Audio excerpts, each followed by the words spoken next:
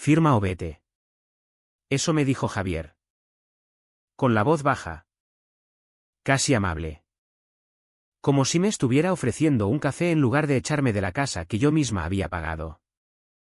Yo había pagado cada ladrillo. Cada metro de parquet. Cada electrodoméstico de esa vivienda en Chamberí que ahora él reclamaba como suya porque el régimen era de gananciales y, según su abogado, mis aportaciones no eran tan relevantes. Me quedé mirando el papel. El convenio regulador. Él ya lo había firmado. Solo faltaba mi rúbrica.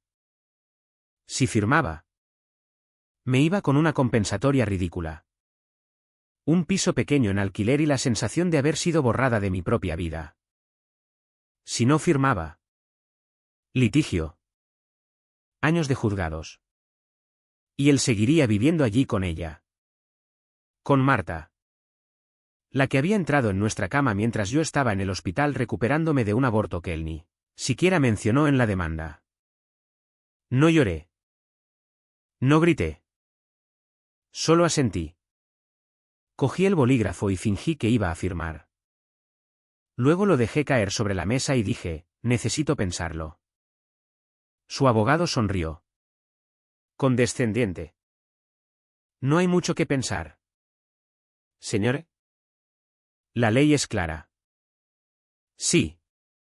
La ley era clara. Y yo acababa de decidir que la usaría en su contra. Los primeros meses después de separarnos de hecho fueron un ejercicio de contención. Me instalé en un apartamento alquilado en Malasaña. Pequeño. Ruidoso. Con vecinos que ponían reggaetón a las 3 de la mañana. Trabajaba como arquitecta freelance. Los mismos proyectos que había dejado a medias cuando nos casamos porque Javier decía que era mejor que uno solo trajera el sueldo fijo. Él era directivo en una consultora. Sueldo alto. Bonus. Coche de empresa. Yo. En cambio, había aportado la señal del piso. La reforma integral. Los ahorros de mis padres para los muebles. Todo documentado. Todo en facturas a mi nombre. Pero él lo había puesto a nombre de los dos porque así era más fácil con el banco. Por las noches. Cuando el insomnio me apretaba el pecho. Repasaba mentalmente cada conversación. Cada mensaje que había ignorado. El perfume extraño en su camisa. Las cenas con clientes, que duraban hasta la madrugada. El día que encontré el mensaje de Marta en su móvil, te echo de menos. Amor. Le confronté. Me dijo que era una compañera de trabajo. Que exageraba. Que estaba hormonal por el embarazo fallido. Y yo le creí. Porque quería creer. Porque el silencio parecía la opción más adulta. Ahora entendía que el silencio no salva a nadie. Solo retrasa lo inevitable. Empecé a observar. No a espiar. Observar. Javier seguía en el piso. Marta se había mudado con él casi de inmediato. Como si hubieran estado esperando el momento. Los veía desde la distancia, paseando por el Retiro. Cenando en terrazas de la Latina. Él parecía feliz. Aliviado. Ella. Joven. Guapa. Con esa seguridad que da no haber perdido nada todavía. Yo tomaba notas. Pequeñas cosas. Como Javier seguía usando la tarjeta conjunta para sus gastos. Como no había cambiado la domiciliación de algunos recibos. Como su empresa tenía un código ético estricto sobre relaciones internas. No sentía rabia explosiva. Sentía frío. Un frío calculado que me permitía pensar con claridad. Contraté a un abogado discreto. Recomendado por una amiga divorciada. Le conté todo. Las facturas. Los ingresos desiguales. La infidelidad que no servía para nada en un divorcio sin culpa. Pero que sí podía servir para otra cosa. ¿Quieres litigar? Me preguntó. No, respondí. Quiero que pagues sin que parezca que lo estoy forzando. Empezamos por lo pequeño. Una reclamación de cantidad por las aportaciones privativas al piso. ¿Documentos? Peritajes. Pruebas de que yo había puesto más del 60%. Javier se enfadó. Me llamó histérica. Su abogado dijo que era revanchismo puro. Pero la jueza admitió la demanda. Y ahí empezó el desgaste. El proceso judicial avanzaba lento. Como todo en España. Audiencias preliminares. Requerimientos. Apelaciones menores. Javier intentaba negociar, firma el convenio y retiramos todo. Ana. Yo no respondía directamente. Dejaba que mi abogado hablara. Mientras tanto, observaba su vida nueva. Marta había dejado su trabajo en la misma consultora. Oficialmente. Por proyecto personal. Extraoficialmente. Porque la política de la empresa prohibía relaciones entre superiores y subordinados. Alguien anónimo envió un correo al Departamento de Recursos Humanos con capturas de mensajes antiguos. No fui yo. O al menos. No directamente. Javier tuvo que declarar. Negó relación durante el matrimonio. Pero había fotos en redes sociales. Fechas coincidentes. La empresa abrió expediente. No lo despidieron, era demasiado valioso. Pero le quitaron el bonus anual y lo relegaron a un proyecto secundario. Él empezó a beber más. Lo notaba en sus mensajes de WhatsApp. A veces a las 2 de la mañana, ¿esto es lo que querías? Yo no contestaba. El silencio era mi arma. En el juzgado. Presentamos el informe pericial. El piso valía ahora un 40% más que cuando lo compramos. Mis aportaciones privativas. Con intereses legales. Superaban los 200.000 euros. Javier tendría que compensarme o vender. Él no quería vender. Era su trofeo. Marta empezó a agobiarse. Discusiones que oía desde el portal cuando pasaba por casualidad. Esto es por tu ex. Javier. No para de joder. Yo seguía trabajando. Proyectos nuevos. Clientes que valoraban mi precisión. Ganaba lo suficiente para vivir bien. Pero no tanto como para no necesitar lo que me correspondía. Una noche. Javier me llamó borracho. ¿Por qué no puedes dejarme en paz? Ya te fuiste. Ya tengo mi vida. Le dije con calma, tú me echaste. Y yo pagué la casa donde ahora follas con ella. Colgó. Pero el daño estaba hecho. Su abogado propuso un acuerdo, compensación menor. A cambio de retirar la demanda. Rechacé. Quería que viera las consecuencias reales. Empecé a dudar. Por las noches. Me preguntaba si valía la pena. Si no estaba convirtiéndome en alguien que no reconocía. Pero luego recordaba su frase, firma o vete. Y seguía adelante.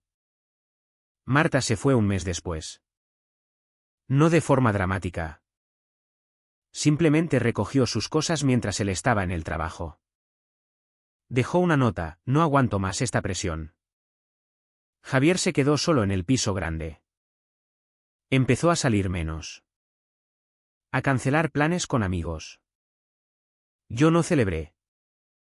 Solo anoté. El juicio oral llegó 1 año y medio después de la separación. Sala pequeña en los juzgados de Plaza de Castilla. Aire acondicionado roto. Calor de junio. Javier sudaba. Yo no. Testifiqué con calma. Presenté facturas. Transferencias. Emails donde él reconocía mis aportaciones. Su abogado intentó desacreditar, celos post-ruptura. Señoría. La jueza no mordió el anzuelo. Él declaró. Mintió sobre fechas. Sobre la relación con Marta. Pero tenía mensajes impresos. Nada explícito. Pero suficiente para mostrar que mentía. La sentencia llegó en septiembre, compensación por privativas. Más intereses. Tendría que pagar o vender el piso. No podía pagar. Pidió hipoteca reversa. Pero con su expediente laboral reciente. El banco denegó. Puso el piso en venta. Precio alto. No se vendía rápido. Mientras. Yo había avanzado. Nuevo proyecto grande, reforma de un hotel boutique en Chueca. Ingresos estables. Vida propia. Javier me escribió, ¿contenta ahora? Respondí, no especialmente. Se mudó a un alquiler en Vallecas. El piso se vendió finalmente. Con pérdida por la prisa. Recibí mi parte. Más de lo que él esperaba. Pero no acababa ahí. Durante el proceso. Había descubierto irregularidades en su declaración de renta. Facturas deducidas indebidamente. Gastos personales como de empresa. Anónimo. Otra vez. A Hacienda. Inspección. Mult. Embargo parcial de nómina. Él empezó terapia. Según un amigo común. Bebía menos. Pero estaba roto. Yo sentía. Nada. Ni satisfacción plena. Ni remordimiento. Solo vacío. Una tarde. Paseando por Chamberí. Pasé por delante del que fue nuestro portal. Nuevo portero. Nuevos vecinos. Nada quedaba de nosotros. Me pregunté si había merecido la pena. El coste emocional. Las noches sin dormir. La frialdad que ahora llevaba dentro. Pero luego pensé en su frase inicial. Y supe que sí. 2 años después de la sentencia. Yo había comprado un ático pequeño en Lavapiés. Con vistas. Luz. Mi nombre solo en la escritura. Javier había cambiado de trabajo. Una empresa menor. Sueldo menor. Vivía solo. Sin pareja estable. Nos cruzamos una vez en el metro. Línea 5. Me vio. Bajó la mirada. No hablamos. Yo había empezado a salir con alguien. Álvaro. Compañero de un proyecto. Buen tipo. Tranquilo. Sin dramas. Pero por dentro. Algo se había endurecido. No confiaba del todo. Observaba detalles. Me preguntaba si eso era precio o secuela. Una noche. Álvaro me preguntó por qué no hablaba nunca del pasado. Le conté lo básico. Me dijo, parece que sigues enfadada. No lo estaba. ¿O sí? No lo sabía. Leí sobre casos similares. Mujeres que, tras divorcios injustos, reconstruyen con precisión quirúrgica. Algunas lo llaman empoderamiento. Otras. Amargura. Yo no lo etiquetaba. Javier intentó contactar una vez más. Email largo. Disculpas. Reconocimiento de errores. Me destruiste la vida. Pero entiendo por qué. No respondí. Marta. Según redes, se había casado con otro. Vivía en Barcelona. Todo seguía adelante. Yo trabajaba más. Viajaba por proyectos, Valencia. Bilbao. Vida plena. En apariencia. Pero en momentos solos. Sentía el vacío. La persona que fui.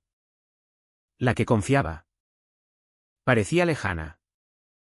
¿Valió la pena? 5 años.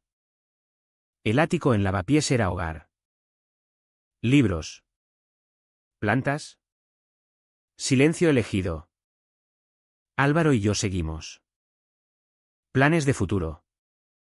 Sin prisa. Javier. Lo supe por casualidad. Accidente de coche. Conducía bebido. No grave. Pero perdió el carnet. Trabajo en riesgo otra vez. No sentí alegría. Solo cansancio. Me preguntaba si mi intervención anónima en Hacienda había sido el empujón final. O si él solo se había hundido. Hablé con mi terapeuta, sí. Empecé terapia 2 años atrás. Me dijo, la venganza no cura. Solo distribuye el dolor. Tenía razón. Pero en su momento.